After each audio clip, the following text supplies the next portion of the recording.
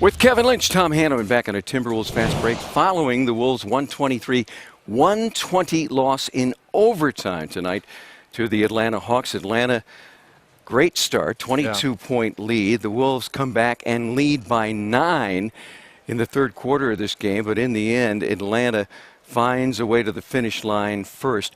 The Timberwolves' defensive shortcomings in the first half sapped a lot of energy ultimately out of the team. Yeah, you expend so much energy just to get back into the ball game. They're down 22, like you said, Tom, and they gave up 71 points. Minnesota did in the first half. 71 against not a great offensive team. They play fast, but that doesn't mean they're getting it done offensively for the most part. But 71 points.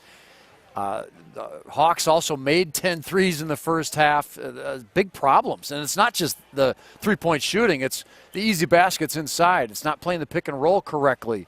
And, the fast break points, big advantage for Atlanta in the first half, too. So they got some serious issues to figure out on the defensive end. Yeah, and you're playing catch-up the rest of the ball game, Tom. Just tough to come back from and win. Give some credit to the Hawks, who did many things very well in this game as we look at the final numbers. Certainly from long range, this was a team that did a solid job. 16 threes made in the game. And the other number, free throws for the Wolves, 21 of 38.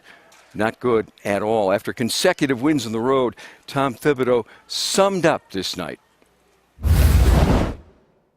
And in this league, if you exhale at all, you're in trouble.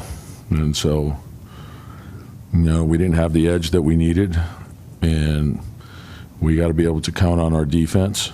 And I watched in preparing for these guys. They've been rolling. They've been playing really well, and then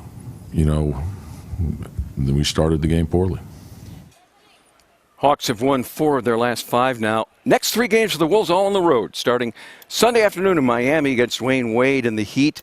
On to New Orleans on New Year's Eve, followed by a game Wednesday, January 2nd in Boston against Kyrie and company.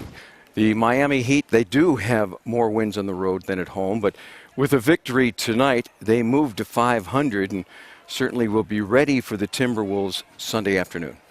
It's going to be a tough ball game. It's going to be maybe the most interesting thing as far as that game this weekend down in Miami is going to be, how does Minnesota recover? This is the NBA. A lot of times bad losses or certain losses, you kind of, you jump in the shower after the game and you kind of wash it away and you forget about it and you move on. There's just that many games you can't sit and focus on a certain loss. But one like this tonight could linger a little while, so it's going to be interesting to see how the Wolves come out in the first quarter come Sunday in Miami. This is a loss that you think a lot about, I think, and this coaching staff hopefully is going to say the right things to their guys and get them ready.